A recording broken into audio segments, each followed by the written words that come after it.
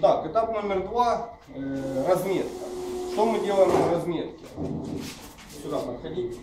Мы осевой центр, который выставили, нам нужно отвести от него 90 градусов. Что мы делаем?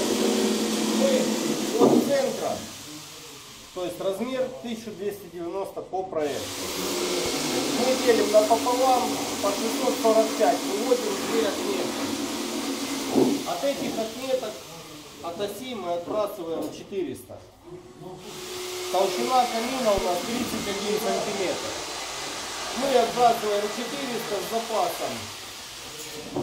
И вот таким методом замеряем 750 миллиметров, делаем отметку с одной стороны и с другой стороны.